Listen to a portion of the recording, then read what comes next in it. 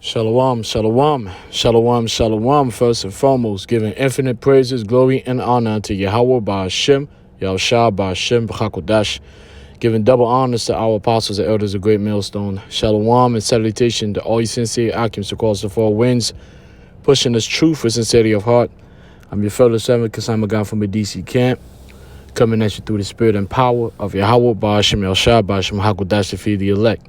This is going to be another edition of the Watchtower. And as always, it's about getting the pulse of the land and, going into what's going on locally, nationally, and internationally. All right. And measuring the time according to the scriptures.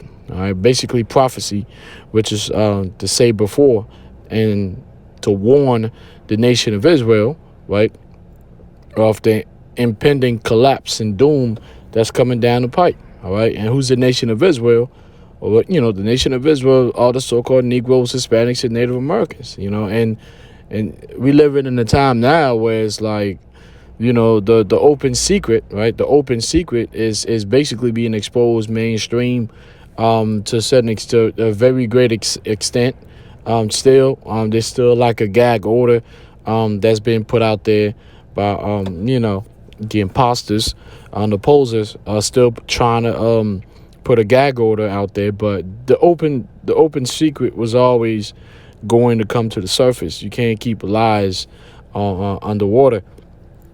All right, it's like oxygen, man. It's like air. It has to come back out on the surface, and that's what Esau's dealing with now. And you have a lot of Israelites that in prominent positions, nobles, and they have questions. They want to know what the hell's going on, and the scripture speaks about that the nobles of Israel, right, the rich Israelites, famous Israelites, some of them want to know what the hell's going on, and some of them know. So Esau got to deal with that, but Esau has his way to deal with this, and the way he's going to deal with this is what we getting ready to experience, which is going to be a dark winter.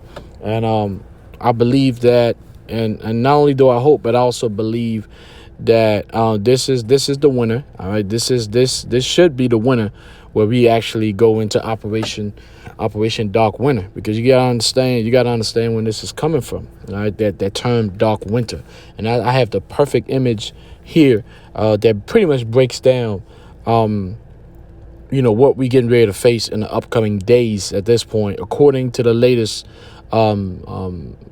news that we got, right? Which this is not some underground source or anything like that. This is mainstream as far as dealing with the diesel. All right, so as you see right here, it says water, food, power, heat, and death.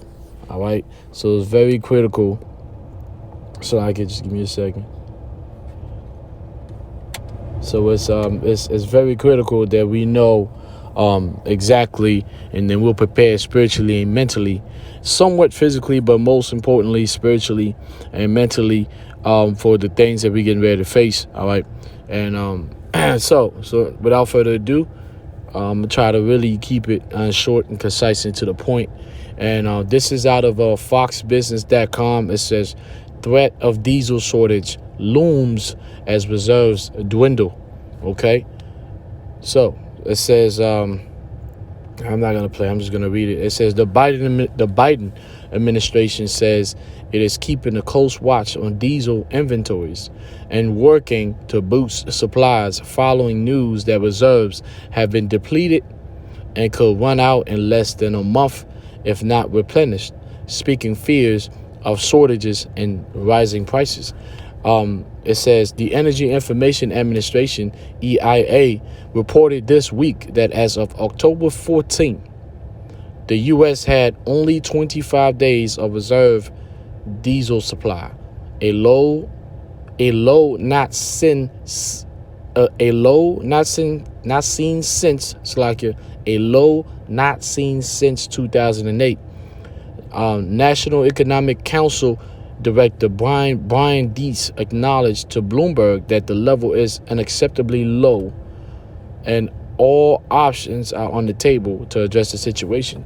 All right, so basically you have a big problem, and diesel fuel shortages is a very, very big problem. As you know, Diesel is used for commerce. Basically, you know, you're talking about on the gas stations, the food delivery trucks. All right, so you have, I think it's like four main ways of freight deliveries through diesel. You have on ground, air, and what's the other ones? I think trains as well. So you're talking about a halt to 70% of what society for society runs on, which is diesel, man. You need diesel. Now, it's not to say that the United States can't all of a sudden, because they're most likely going, when the diesel runs out. Right, I guess it's later to run out in early mid-November. When it runs out, I mean, of course, you're gonna have a breakdown, halt and breakdown in major cities. Especially in the Northeast, it's gonna bring a chaos.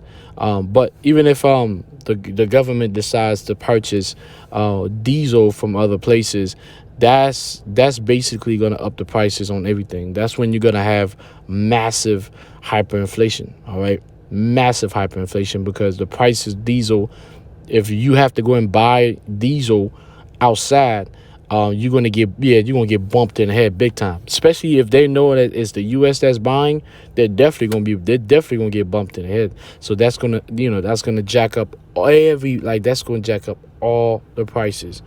All right, so this is very critical. What's getting ready to happen? This says the EIA also said that this distilled fuel includes heating oil, which that's a problem. Heating oil inventories, and it's about 20% below the 5-year average for this time of year. But areas in the Northeast are already rationing heating oil as temperatures drop, driving concerns that energy costs will surge further. Yes, it will. Yes, it will. It's gonna run people absolutely broke. All right, especially here in the Northeast, you're going to see a collapse of epic proportions and a livelihood in the Northeast. And it's happening when? At the worst possible time, which is the winter time. You know what I'm saying? So, man, listen, this could very well be that dark winter. All right. So it says a White House official told Fox Business the administration is closely monitoring diesel inventory levels, especially on the East Coast, and that it is in touch with U.S. energy firms regarding the need to build up reserves and drive towards solutions. I mean, regardless of what they decide to do, like I said, even if they decide to import oil, you gotta pay for that. And then what's gonna do is gonna jack up every prices in America. All right, so either you're gonna have a total halt of civilization in the East Coast, in the large areas in the East Coast, or you're gonna have prices quadruple high, straight up hyperinflation. Those are the two options you're looking at. You either looking at hyperinflation, while you're going to continue to have your diesel, but to have the diesel, everything is going to jump up 20 to 30%, on prices, or you can not purchase the diesel and go to total halt of civilization for those areas. And of course, you already know what that's going to bring forth. The chaos would be devastating. And of course, your boy Biden, all right, well, what was that? And when he ran back in 2020, right, it says, I remember this, this is politics. It says, as Trump misleading boasts of rounding the turn on C-19, right, on C-19, it says Biden warns of dark winter. All right. So remember when he made that famous statement about a dark winter? Well, so I just give me a second.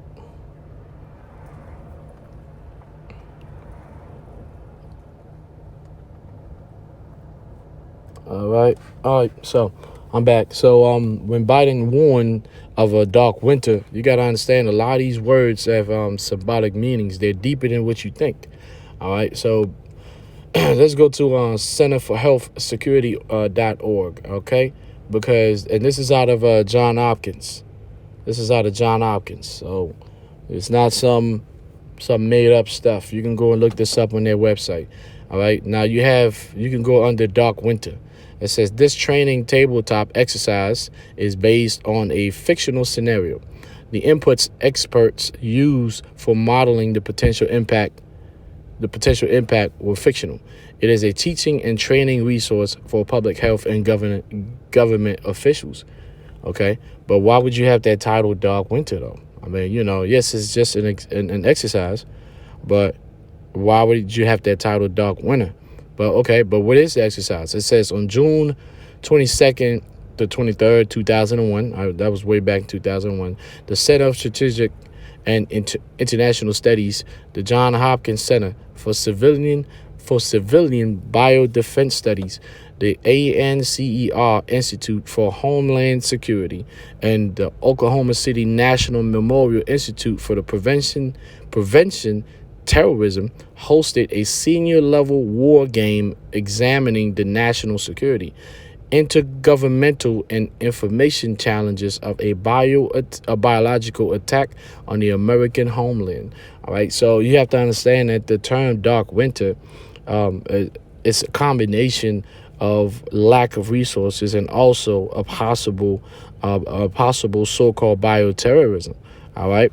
When I mean so-called bioterrorism, you should already know what I mean, because we already know how those things go. All right, but it's a combination of those two things. So you get resources being basically everything is halted in the cold winter, which that's usually the time where viruses and stuff, basically they're more powerful, they're more potent in cold areas, especially during colder times. Okay. So yeah, you get that combination, and man, you got a devastating prospect of activities that should take place.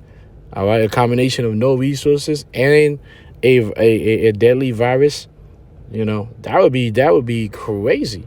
But the thing is that if the Bible has warned you that that's gonna happen, then it shouldn't really, it's still gonna be a shock, but it won't be like a total shock when it does happen. All right. So I'm not going to read the whole, training thing. All I'm going to do, I'm just going to bring facts, just going to bring facts. This is another fact.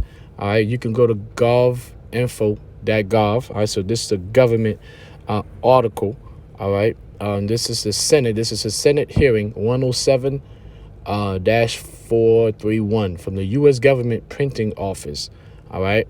It says the Dark Winter Scenario and Bioterrorism hearing before the subcommittee on emerging threats and capabilities of the Committee on Armed Services, United States Senate, 107 Congress first session. And this took place in 2001. All right. Printed for the use of the Committee on Armed Services. All right. So that's what you see right here. So this is not some conspiracy theory. This is right there. These things took place. All right. And this is something that you have to understand, man. All governments always do these trainings, but then now how it actually happens, when things go live, of course, that's when how that go. How that go. So basically what what you have to imagine, because it's all images, you have to imagine this is what you're getting ready to see soon. Basically, it's a combination of artificial scarcity of resources and power and energy added with a so-called terroristic attack. So you get those two right there. I mean, it's gonna be a disaster, man. Now, where the cities that's going to have to go through this, we don't know exactly, but we're going to find out soon enough. That's for sure, and that's according to the scriptures. So we have to be spiritually and mentally prepared for these things to happen. And one of the things I'm sure brothers will peep the image. I was working recently, and, cats was pulling up with costumes for Halloween. And this cat pulled up with the plague doctor costume. And it was just so eerie because the spirit just kept having me look at that and think about that, and I kind of sense now the spirit was basically letting me know that's what's coming basically. especially on the northeast and the northeast side, man. This is what we're gonna have to deal with, man. Heavy on this end. All right, you can go back to Denver, Colorado airport. The graffiti over there, man, has this image that's been there for a while, where you see clearly a military man with a gas mask, and he's got the two swords in his hand, letting you know that the modern day sword is what he's got in his left hand, right? Which in the ancient times is what he has in his right hand. When the scripture speaks about men with swords, it's talking about men with guns, all right? In the future, it's talking about men with guns and gas masks, man, and people being carted up, women and children, people being carted up, buildings being broken down, haltless civilization, dead bodies, you know. So this is what you're talking about, man. People laying down on bricks, all right. Because once those things happen, society is going to collapse in those areas, in those particular cities, and the people are going to go nuts, especially, you know, the modern day Babylonian. When I say Babylonian, American citizen, because the America is known in the Bible as Babylon the Great. So the modern day Babylonian has no idea how to survive, especially beginning with the men. The men have not been taught survival tactics and stuff like that. The women, you already know where the women are. The women live in a Disney world somewhere, so they never live in a reality. So when you get those people in those critical conditions that they've never been into, it's going to be total chaos. So the military is going to have to be deployed to tame these people and put them in, you know, concentration camps, all right, which have been built over the years and ready for exactly for the perfect crisis, so to speak. So now let's hit the scriptures. This is the book of Amos 5:19. It says, well, actually, I'm going to start at 18. Woe unto you that desire the day of the Lord. To what end is it for you? The day of the Lord is darkness and not light. So we go into some really, really dark times. And really, ultimately, it's the day of the Lord. All right, the Heavenly Father, Yahweh, is going to bring his wrath and judgment upon the planet Earth and the inhabitants of the land. But, you know, he's also going to have his son protect the elect out of the nation of Israel, the 144,000 and the remaining of the 1/3, all right, from the calamities, man, the strange calamities that we getting ready to witness, man. You're going to feel like you're in a full-blown movie of Contagion or something, man. Contagion times 1,000. It says, verse 19, as if a man did flee from a lion and a bear met him, and all went into the house and leaned his hand on the wall, and the serpent bit him. Meaning there's going to be chaos from north, south, east, west. Wherever you go, you're going to find nothing but death and destruction, man, and pain and sorrow. All right. So it says, I despise your feast days, and I will not smell in your solemn assemblies. The Lord is basically saying he's basically had a beef with you wicked Negroes, Hispanics, and Native Americans. You still refuse to come back to return to your nationality. All right. You still want to continue to indulge into the lifestyle of Edom Esau as his kingdom is falling. Edom Esau being the so-called white race, the European race. So their kingdom is falling. It's at the edge. That's why they're struggling really hard to come up with a new a revolution for a new world order.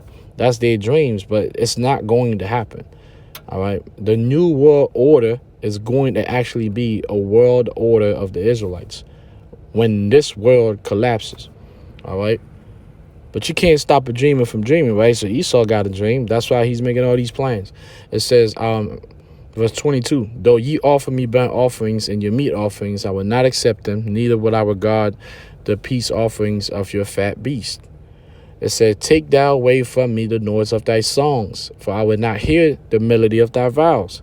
The Most High ain't hearing nothing that's coming out of the mouth of you Negroes, Hispanics, and Native Americans. That's the reason why he's allowed Esau to whoop your ass, man, for 500 years. All right. It says, verse 24, but let judgment run down as waters and righteousness as a mighty stream. All right. And the mighty stream of righteousness that's going to run down in the nation of Israel is going to be an army of troops, of Edomite troops mixed in with some of the nations. Because you also going to have international troops that's going to be needed that's going to need to come down and assist, homeland troops, and that's in the scriptures.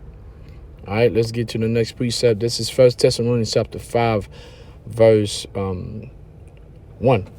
It says, the day of the Lord. It says, but of the times and of the season and the seasons, brethren, ye have no need that I write unto you, for yourselves know perfectly that the day of the Lord so cometh as a thief in the night. It's going to creep up on a lot of Israelites, man.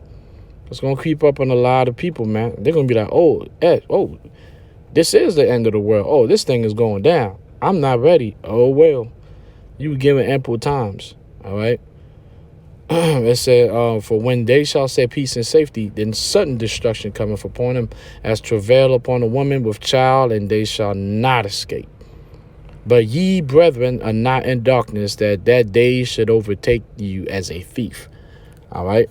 So we not in darkness. We understand that, hey, this day is coming. So is it still going to be shocking? Yeah, but it's not going to be something that's going to stop us. We're going to keep moving in the spirit because we expect these things to come down, man.